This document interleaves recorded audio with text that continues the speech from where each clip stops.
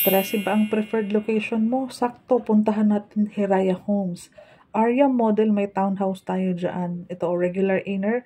Lot area, 40 square meters. 52 square meters ang floor area. Pero pag corner ang gusto mo, ganyan, may excess lot siya dyan sa gilid ng bahay. Pag regular, ganito lang siya po. Ngayon, may dress-up unit tayo. Good news. Para ma-feel mo, ma-vibe mo. Paano po ba pag may laman na yung bahay? So, ang TV dito, dining area. Ito yung pinaka-living area at nandito yung hagdanan pataas. So, maganda ang placement ng hagdanan. Ayan, oh. Nasa ilalim yung upuan, dining area, kitchen area. Pwede mong ilabas ang kitchen area. Mamaya ikutin natin.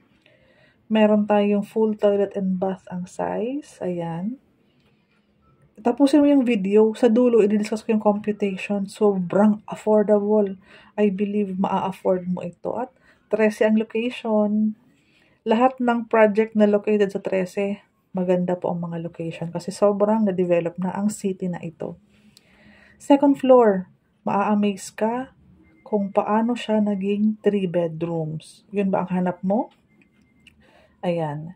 Ito yung master's bedroom. Ay, teka, ito muna. Meron tayong pwede magkaroon ng chandelier na mahaba. Pwedeng pahabain mo doon yung ilaw. Isang malaking master's bedroom na may built-in cabinets na.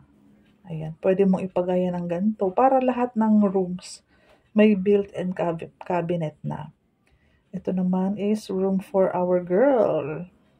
Kung may baby girl ka at isang baby boy, ayan, ganito yung magandang setup natin. Ito naman para sa boy. Ayan. May mga cabinet and may isang bintana naman tayo each room. Para may source of daylight pa din pa kahit papaano, di ba po? Ayan, ayan. Daily tripping and reservation. Taga-boundary lang po ako ng 13. So, easy access para sa akin na mapuntahan natin po ang 13. Ayan, again, kabuuhan ng bahay. Ikot tayo para mapakita ko sa'yo yung likod. Kasi nandoon yung pwede mong i-extend yung dirty kitchen. Kung gusto mong magkaroon ng malaking mahabang sink, hugasan, ayan o. Ito pwede mo po ito ipa-cover at gawing service area, dirty kitchen, laundry area. Basta may malawak ka pang space sa likod ng bahay. Again, pag corner, may parking kang malaki sa gilid ng bahay mo. Basically, ganyan lang po. I am Cindy Bernal Hapil, Sales Manager ng Dream House Realty.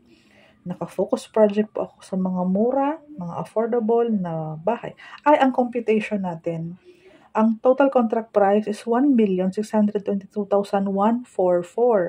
Ang down payment is 243,000. Mag-less ka ng 10,000. Ang net down payment mo is 233,000. I-divide natin ng 24 months. Pre-selling po para magaan ang monthly down payment mo amounting to 9,721. 30 years sa pag-ibig, 8,600 ka na lang. Kasi nga nag-down payment ka kaya gumaan. And then, mas mababa ang salary required at 24,500. Imaginein mo, pinagaan mo yung magiging monthly mo sa pag-ibig.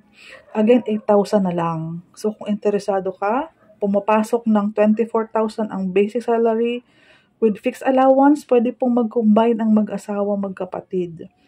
So, directly PM me para mapag-usapan natin yung tripping and yung reservation kung paano. Send ko sa iyo yung inventory, yung computation, yung mapa para pag tripping natin, dala ko na yung mga kailangan natin, mga details. Pwede ka magdala ng mga IDs. Yan ang FB ko. Pakihanap po ako dyan. Dyan mo po kung makausap. Directly PM me. May promo tayo.